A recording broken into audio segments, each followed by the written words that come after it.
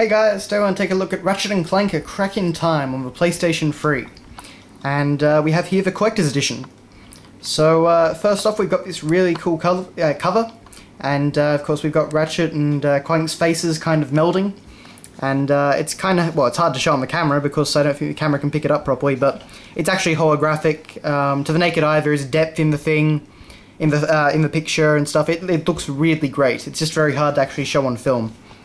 But it is a very, very cool looking cover anyway. Very eye-catching, very kind of 3D. You know, definitely a neat little extra to the limited edition package. What I find interesting though is that we actually have the Spider-Man style PS3 logo over here. And I'm pretty sure... What year was this? This was 2009. I'm pretty sure it was just about on the way out then, but maybe I'm just wrong. But anyway, so yeah. And of course we have Ratchet and Clank: A Crack in Time Collector's Edition written on the side. Only just fitting, they had to obviously make the font a bit smaller. And as you can see, this thing's kind of a bit damaged. And this, I should say, is just from ordinary... Basically getting it brand new in shrink wrap, and then, you know, it's sitting on a shelf for a little while. I don't know, I guess just the way they've done it, it just doesn't seem to keep very well. This cardboard seems to be very flimsy, very kind of breakable, because, again, that isn't anything I have done, that's just basically how I got it, so, yeah, out of its shrink wrap, so, I guess it's just the way they're made. I wasn't particularly fussed at the time, but as time goes on, I'm a little bit annoyed about that. So has time run out for Ratchet and Clank? So, naturally, this was the end to the trilogy on the PS3 that began with Tools of Destruction. And in the middle, we had a downloadable game called Quest for Booty, which I do own, but I don't actually have a boxed copy of it. You can get them, but I've never really felt the need so far. It's a pretty short game, so, you know, I'll get it eventually for my collection, but at this point it's, you know, not a big priority. But anyway, so we get our screenshots, and this was a very, very beautiful looking game. It definitely pushed the graphics far beyond what Ratchet and Clank Tools of Destruction did. Now, for the special edition features, we have a limited edition art book, and we have the Insomniac Moon inside the game. And that was kind of like a museum that you could, you know, explore, and it had kind of deleted concepts and such. It was a pretty cool little extra. Anyway, moving on. We have this little thing which kind of comes out of it, and it's just this amazing piece of artwork of the Great Clock from the game. And so we can see it in full over here.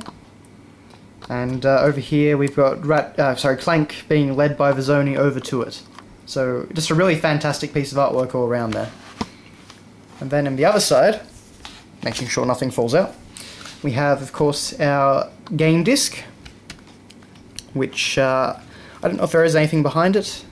Oh, okay, they've got the pocket watch of Ratchet's father and the guy who you meet in the game, whose name currently escapes me. It'll come back to me in the manual, I'm sure. But yeah, that's a very nice little detail in my opinion. We have...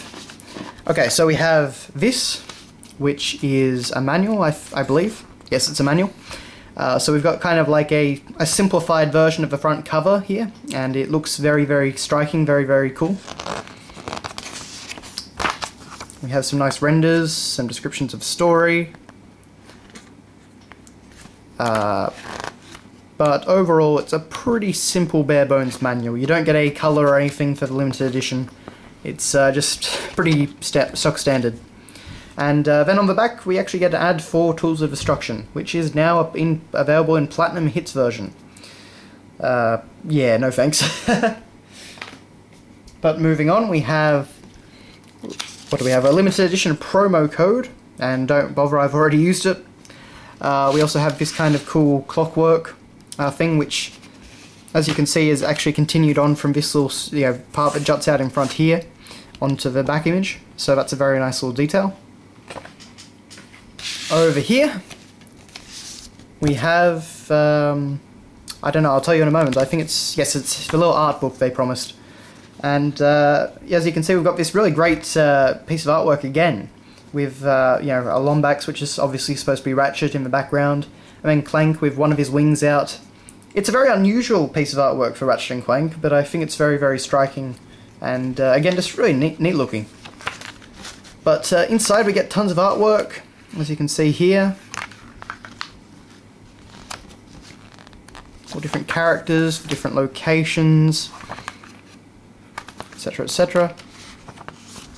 So anyway, that's a very, very fun little, you know, thing to look through, as you can see.